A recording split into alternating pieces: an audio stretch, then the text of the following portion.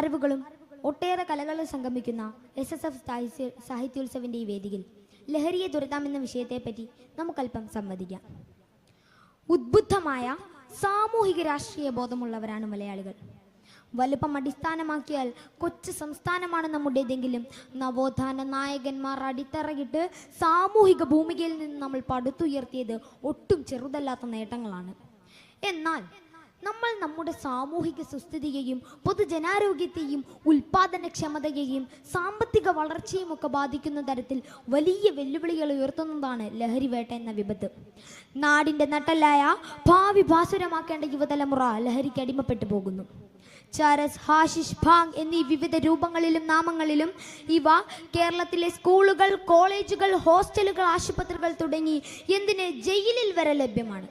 ഒരു തവണ മാത്രം ഒന്ന് പരീക്ഷിച്ചു നോക്കാമെന്ന മനുഷ്യന്റെ സ്വാഭാവികമായ ആകാംക്ഷയെ മുതലെടുത്തുകൊണ്ട് കൊച്ചു കുട്ടികളിൽ പോലും ഇവ ഉപയോഗിക്കാൻ പ്രേരിപ്പിക്കുന്നു എന്നതാണ് യാഥാർത്ഥ്യം.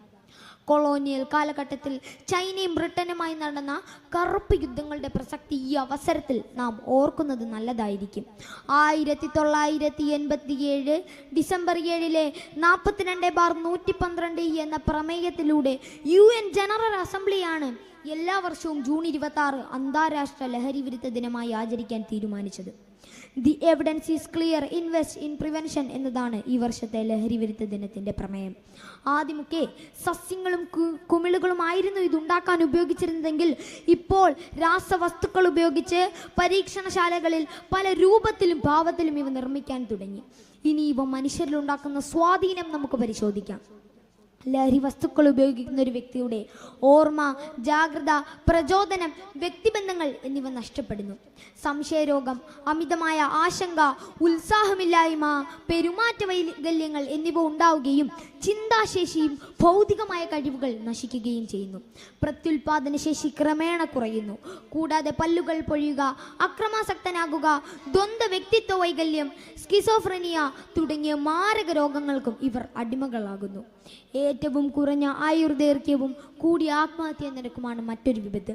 ജീവൻ നിലനിർത്താൻ ആവശ്യമായ ശ്വസനം പോലുള്ള അടിസ്ഥാന പ്രവർത്തനങ്ങളെ നിയന്ത്രിക്കുന്ന മെഡുല്ല ഓബ്ലാഗേറ്റയിൽ ആഘാതമേൽപ്പിക്കുന്നത് മൂലം മയക്കം, മോഹാലസ്യം തുടങ്ങി എന്തിന് മരണം വരെ സംഭവിച്ചേക്കാം.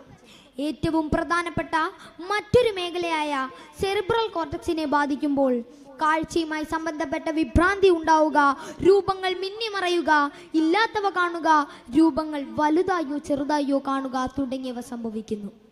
ലഹരി എന്ന ക്യാൻസറിനെ വേരോടെ പറിച്ചു മാറ്റാൻ അന്താരാഷ്ട്ര തലത്തിൽ ചിന്തിക്കുകയും പ്രാദേശിക തലത്തിൽ പ്രവർത്തിക്കുകയും വേണം. നമ്മളുടെ മക്കളെയും രാഷ്ട്രത്തെയും രക്ഷിക്കാനുള്ള തീവ്ര യജ്ഞം കുടുംബത്തിൽ നിന്ന് തന്നെ തുടങ്ങുക. കുട്ടികളുമായി കൂടുതൽ സമയം ചിലവഴിക്കുക, അവരുമായി തുറന്നിടപഴകുക, ഓരോ ദിവസത്തെ അനുഭവങ്ങൾ ചോദിച്ചറിയുക, കൂട്ടുകാരെ അറിഞ്ഞിരിക്കുക, ഇടയ്ക്കൊക്കെ ബാഗും മുറിയും പരിശോധിക്കുക, സ്വഭാവത്തിൽ, പെരുമാറ്റത്തിൽ എന്തെങ്കിലും വ്യത്യാസം വരുന്നുണ്ടോ എന്ന് ശ്രദ്ധ കേന്ദ്രീകരിക്കുകയും വേണം.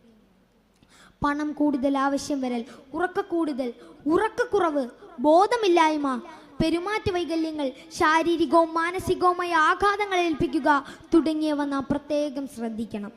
ലഹരിയെക്കുറിച്ചുള്ള ബോധവൽക്കരണം അടിസ്ഥാന തലം വരെ നൽകണം. ഇടപെടൽ, തടയൽ, ചികിത്സ ഈ 3 കേന്ദ്രങ്ങളിലും ശ്രദ്ധ കേന്ദ്രീകരിക്കണം. ഇതിനായി ജനകീയ സമിതികൾ രൂപീകരിക്കണം. വ്യക്തമായ കൗൺസിലിംഗ് നൽകണം. യജ്ഞം ഇവിടെ തുടങ്ങട്ടെ. നമുക്ക് ഒന്നിച്ച് കൈകോർക്കാം. ഓരോ നാടിൻ്റെ, ഓരോ വ്യക്തിയുടെ, ഈ രാഷ്ട്രത്തിൻ്റെ നന്മയ്ക്കായി. അസ്സലാമു അലൈക്കും വറഹ്മത്തുള്ളാഹി തആല വബറകാതുഹു. തുടരും.